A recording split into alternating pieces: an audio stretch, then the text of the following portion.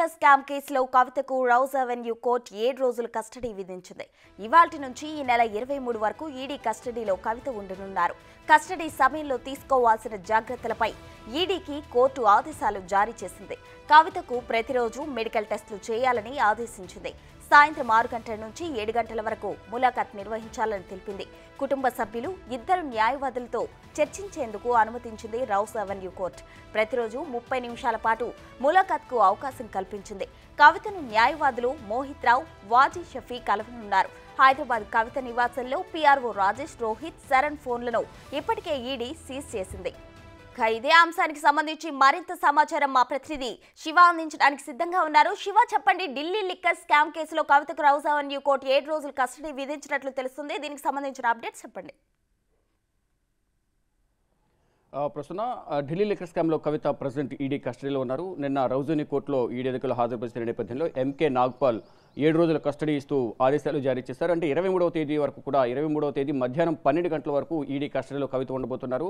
మధ్యాహ్నం 12 గంటలకు 23వ తేదీ మధ్యాహ్నం 12 గంటలకు తిరిగి రౌజోని కోర్టులో ఎంకే నాగ్పాల్ ముందు హాజరుపరచనున్నారు. ఈ 7 రోజుల వ్యవధిలో ఈడీ కార్యాలయంలో కవిత నుంచి ఈడీ అధికారులు ఎటువంటి సమాచారాన్ని రాబట్టారు, ఎటువంటి ప్రశ్నలను సంధించారు, ఎంతవరకు స్టేట్మెంట్ రికార్డ్ చేశారు, కవిత ఎటువంటి సమాధానాలకు ఏ విధంగా రియాక్షన్ ఉంది అనే దానిపై కూడా మొత్తం అంతా స్టేట్మెంట్ కూడా రికార్డ్ చేస్తారు. అంటే మొత్తం అంతా ఒక కెమెరాలో ఈ స్టేట్మెంట్ అంతా రికార్డ్ చేస్తారు. దాని ప్రకారం ఈ 7 రోజుల వ్యవధిలో ప్రోగ్రెస్ ఏముంది అనేది, అంటే గతంలో కన్నా డైరెక్ట్గా ఇప్పుడు వారం రోజులు కస్టడీ ఇవ్వడం వల్ల ఎంతవరకు ప్రోగ్రెస్ ఉంది, ఈ కేసుకు సంబంధించి వచ్చిన ఆరోపణలకు సంబంధించి ఈడీ అడిగిన ప్రశ్నలకు సరిగా సమాధానం ఇచ్చారా లేదా అనేది దానిపై కూడా ప్రధానంగా ఈ 7 రోజుల కస్టడీలో తెలిసే అవకాశం కనిపిస్తుంది.